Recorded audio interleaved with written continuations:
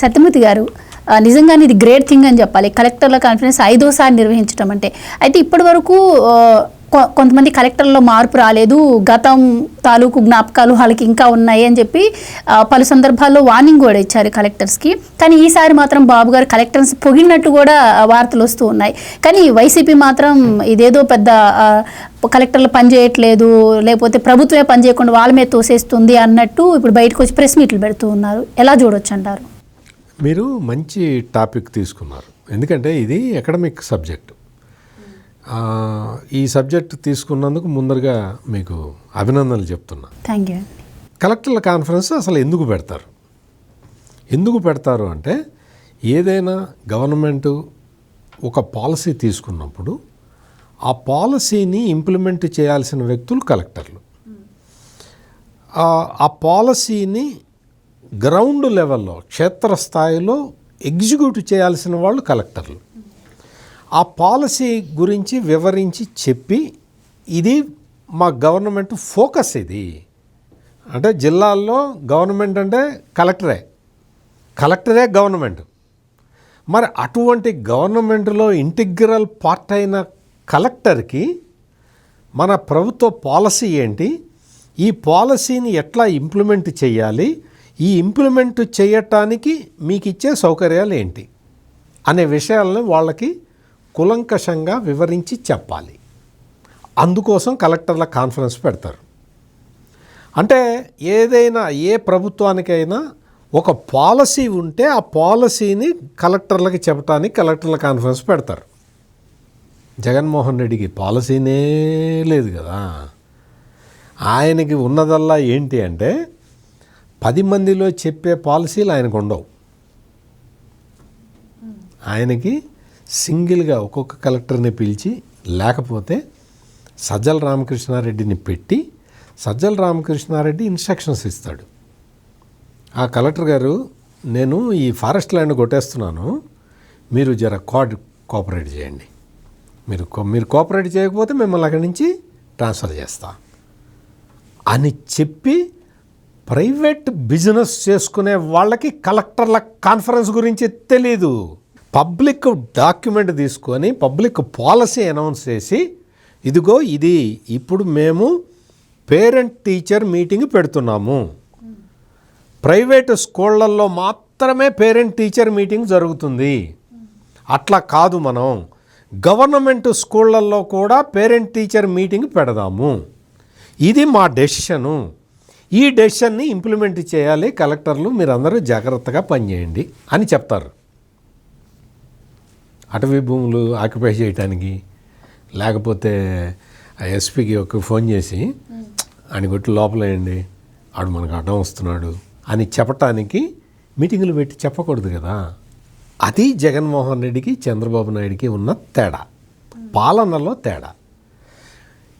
కలెక్టర్లందరూ కూడా అంటే కొన్ని పాలసీలు, ఇన్నోవేటివ్ పాలసీలన్నీ రాష్ట్ర ప్రభుత్వం టేకప్ చేస్తున్నది. చంద్రబాబు నాయుడు ప్రభుత్వం కొత్త డ్రైవ్ మొదలుపెట్టింది.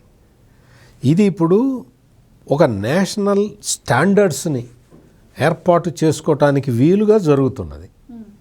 ఆ పాలసీలన్నీ కూడా వాళ్ళతోటి చర్చించాలి, చెప్పాలి.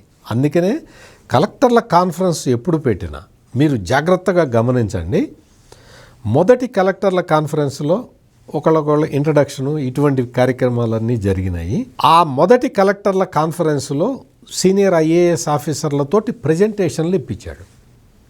ఇదిగో హెల్త్ సెక్టార్లో ఇట్లా చేయాలి, ఎడ్యుకేషన్ సెక్టార్లో ఇలా చేయాలి అని సీనియర్ ఐఏఎస్లు ప్రజెంటేషన్లు ఇచ్చారు. ఆ తర్వాత జరిగిన కలెక్టర్ల కాన్ఫరెన్సులు మీరు చూడండి, జూనియర్ మోస్ట్ ఐఏఎస్ ఆఫీసర్లు వచ్చి ప్రజెంటేషన్లు ఇవ్వటం మొదలుపెట్టారు. దీన్ని ఏమంటారు అంటే డ్రైవ్ చేయటం అంటారు. అంటే గోల్స్ సెట్ చేసుకొని ఆ గోల్స్ వైపు డ్రైవ్ చేయటము. అట్లా డ్రైవ్ చేస్తే ఓవరాల్గా స్టేట్ గ్రోత్ రేటు పెరుగుతుంది అనేది కాన్సెప్ట్. అందుకని కలెక్టర్లందరినీ కూడా ఇప్పుడు నిన్న మొన్న ముగిసిన కలెక్టర్ల కాన్ఫరెన్స్ కూడా జూనియర్ ఐఏఎస్లు వచ్చి ప్రజెంటేషన్లు ఇచ్చారు. మా ఐడియా ఇది, మేము ఇట్లా చేస్తాము అని. అర్థమైంది కదా.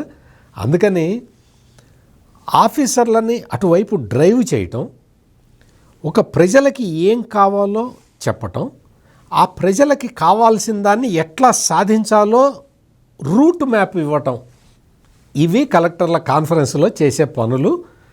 అవే చేస్తూ ఉన్నారు. అవి చేయటానికే ఇప్పుడు 5వ కలెక్టర్ల కాన్ఫరెన్స్ కంప్లీట్ అయింది. జగన్మోహన్ రెడ్డికి ఫస్ట్ మీటింగ్ పెట్టాడు. ప్రజావేదిక కూలగొట్టేసేయండి, అసలు ఇది ఉండటానికి వీల్లేదు. ఇదే కాదు, కృష్ణానది ఒడ్డున ఏ అక్రమ కట్టడం ఉన్నా కూలగొట్టేసేయండి అని చెప్పాడా లేదా? ఒకటన్నా కూలగొట్టాడా? ఒక్కడి జోలికైనా వెళ్ళగలిగాడా? ఒక్కడినైనా కదిలించగలిగాడా? అక్కడ కృష్ణానదిలో ఉన్న కట్టడాలన్నీ అక్రమ కట్టడాలే అని చెప్పాడు కదా ఇదే జగన్మోహన్ రెడ్డి. మరి కూలగొట్టాడా? కూలగొట్టగలిగాడా? చేయగలిగాడా ఏదన్నా? ఈ జగన్మోహన్ రెడ్డికి ఒక ఫోకస్ లేదు. ఇతని ఫోకస్ ఎంతసేపటికి మద్యం కుంభకోణం చేయటం మీదే అతని ఫోకస్ నిలబడిపోయి ఉన్నది. అతని ఫోకస్ అంతా మద్యం కుంభకోణం మీద ఉంది కదా అని మిగిలిన ఎమ్మెల్యేలు, మంత్రులు, ఎంపీలు వీళ్ళందరూ ఏం చేశారంటే ఎవడి ఫోకల్ పాయింట్ ఆడు పెట్టుకున్నాడు. ఒకడు ఇసుక కొట్టేశాడు, ఒకడు ల్యాండ్లు కొట్టేశాడు, ఒకడు ఫారెస్ట్ని ఆక్రమించాడు, ఒకడు దళితుల్ని చంపాడు, ఒకడు ముస్లింలను చంపాడు, ఒకడు బీసీలని వేసేసాడు. ఎవడి ఫోకస్ వాడిది. ఇప్పుడు కూర్చొని ఆ జగన్మోహన్ రెడ్డి చెప్పే నీతులు వినటానికి వాళ్ళే సిద్ధపట్టాల. వాళ్ళు చెప్పేవాళ్ళు నువ్వు ఉన్నప్పుడు. ఇప్పుడు ఆడెవడో ఒక మంత్రి ఉండేవాడు జగన్మోహన్ రెడ్డి టైంలో. ఆ మంత్రి ఈ జగనన్న కాలనీల కోసం ఒక ల్యాండ్ కబ్జా పెట్టి అమ్మాడు, గవర్నమెంట్కి అమ్మాడు. అందులో అతను మంత్రిగా పనిచేసిన అతనికి ఒక 30 కోట్లు 40 కోట్లు మిగిలినాయి. ఈ విషయం తెలిస్తే ముఖ్యమంత్రి ప్లేస్లో ఉన్నవాడు ఏం చేయాలి? మంత్రిని పిలిచాడు జగన్మోహన్ రెడ్డి. పిలిచి ఏం చెప్పాలి? మామూలుగా మీరు ముఖ్యమంత్రి ప్లేస్లో ఉంటే ఏం చెప్తారు?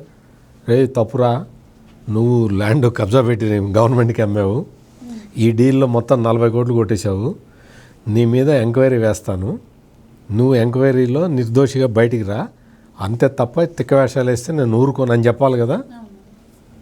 ఆయన ఏం చెప్పాడు తెలుసా? 40 కొట్టావు కదా, 20 ఇక్కడ పెట్టిపో అన్నాడు. అందులో చాలా పేరు కూడా చెప్పండి ఎందుకు ఇంకా చెబుతా. అంటే 20 ఇక్కడ పెట్టిపో అంటే అతను 20 అక్కడ పెట్టి వెళ్ళాడు. ఇదా డీలింగు? ముఖ్యమంత్రిగా నువ్వు చేయాల్సిన డీలింగ్ ఇదా? నువ్వు అక్రమం చేశాడు, అన్యాయం చేశాడు అని తెలిస్తే నీకు వచ్చిన సమాచారం ప్రకారం అతన్ని శిక్షించేలాగా చేయాలి.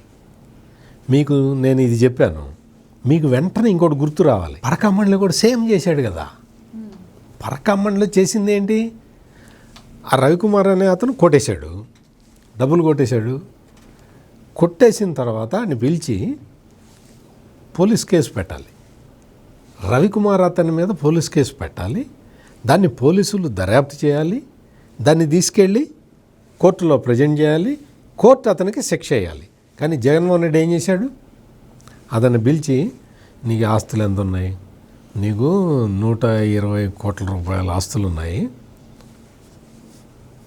అని చెప్పి అన్నీ తీసుకొని కేసు లోక్ అదాలత్లో రాజీ చేసి పంపించాడు కదా. సేమ్ ఇదే అన్ని చోట్ల ఇదే అప్లికబుల్. జగన్మోహన్ రెడ్డిది ఒకటే సిద్ధాంతం, కాంప్రమైజ్ చేయాలి, పంచుకోవాలి. ముఖ్యమంత్రి కార్యాలయం కేంద్రంగానే ఆయన సెటిల్మెంట్లు చేశాడు గవర్నమెంట్ అధికారులను ఉపయోగించి. ఇవన్నీ ఒక లెక్క. ఎగ్జాక్ట్లీ. అందుకని జగన్మోహన్ రెడ్డికి లేకపోతే ఈ కలెక్టర్ల కాన్ఫరెన్స్ గురించి సుదీర్ఘంగా మాట్లాడిన పేర్ని నానికి ఏం తెలుస్తుంది? పేర్ని నానికి ఎప్పుడన్నా ఏ రోజునైనా నేను వేరే వాళ్ళ గురించి నేను మాట్లాడను. పేర్ని నాని మీ నాన్న ఉన్నాడు, మీ నాన్న మంత్రిగా చేశాడు, సమైక్య ఆంధ్రాలో ఉమ్మడి ఆంధ్రప్రదేశ్లో మంత్రిగా చేశాడు. మీ నాన్న పేరు పేర్ని కృష్ణమూర్తి. ఆయన మంత్రిగా ఉన్నప్పుడు ఎట్లా చేశాడో అయినా నువ్వేమన్నా తెలుసుకున్నావా? ఏ రోజునైనా పేర్ని కృష్ణమూర్తి అయినా ఆయన మహానుభావుడు, చాలా చాలా చాలా పక్కడబందీగా శాఖని నిర్వహించాడు. అటువంటి పేర్ని కృష్ణమూర్తి కడుపున పుట్టిన పేర్ని నాని ఏం చేయాలి? వాళ్ళ నాన్న ప్రదర్శించిన దాంట్లో అంటే ఆ తెలివితేటల్లో ఒక 5% 2% అన్న తెచ్చుకోవాలి కదా. ఇతను చేసింది ఏంటి? మంత్రిగా ఉండి గోడౌన్లు, రైస్ గోడౌన్లు, రేషన్ గోడౌన్లు తీసుకొచ్చి పెట్టుకోవడం. ఇదా సిగ్గుబడు పేరుని నాని. నువ్వు కలెక్టర్ల గురించి వాళ్ళ గురించి నువ్వేం మాట్లాడతావు? నీకు ఏం తెలుసు అని మాట్లాడతావు? నీకు ఏమీ అస్సలు, నీకు అదేదో స్క్రిప్ట్ వచ్చింది అక్కడి నుంచి, ఆ స్క్రిప్ట్ ఎదురుగా పెట్టుకున్నావు, మాట్లాడుతున్నావు. పేరుని నానికి ఒక ఆర్ట్ ఉంది. ఒకసారి స్క్రిప్ట్ చదివితే మళ్ళీ స్క్రిప్ట్ చూడకుండా చదవగలుగుతాడు. అది పెద్ద ఆర్ట్. అది ఆ ఆర్ట్లో ఆరితేరిపోయి ఉన్నాడు కాబట్టి పేరుని నాని ముందర స్క్రిప్ట్ కనపడదు, కాగితాలు కనపడవు, కానీ స్క్రిప్ట్ చదువుతాడనమాట. ఇటువంటి వాళ్ళు వచ్చి కలెక్టర్ల కాన్ఫరెన్సు అంత పకడ్బందీగా జరిగింది, ప్రతిష్టాత్మకంగా జరిగింది. వాళ్ళకి పాలసీలు రూపొందించారు, ఆ పాలసీలు ఇంప్లిమెంట్ చేశారు. కలెక్టర్ల పనితీరు మీద ఒక స్టడీ చేసి చెప్పాడు, ఈ కలెక్టర్ బాగా చేస్తున్నాడు, ఈ కలెక్టర్ బాగా చేయట్లేదు అని. కలెక్టర్ల పేరు ఒక్కొక్క పేరుతోటి చెప్పాడు. వాళ్ళని కొంత మోటివేట్ చేసి మీరు జాగ్రత్త పనిచేయాలి. చంద్రబాబు నాయుడు చెప్పింది ఏంటి కలెక్టర్ల కాన్ఫరెన్స్లో? మీరందరూ ప్రజల కోసం పనిచేయండి అని చెప్పాడా? మీరందరూ మా వాళ్ళు వస్తారు, ల్యాండ్లు కబ్జా పెడతారు, మీరు రెగ్యులరైజ్ చేయండి అని చెప్పాడా? చంద్రబాబు నాయుడు ఎప్పుడైనా సరే పాలనా యంత్రాంగాన్ని ఎట్లా గేరప్ చేసుకోవాలి, తన ఆలోచన విధానాలకి ప్రజలకి మేలు కలిగే విధంగా పాలనా యంత్రాంగాన్ని గేరప్ చేయటానికి ఆయన ప్రయత్నం చేస్తాడు. అది ఈ పేరుని నానికి అర్థమయ్యే సమస్య లేదు. జగన్మోహన్ రెడ్డికి అసలు అంతకన్నా అర్థం కాదు. Please subscribe to Leo news for more videos.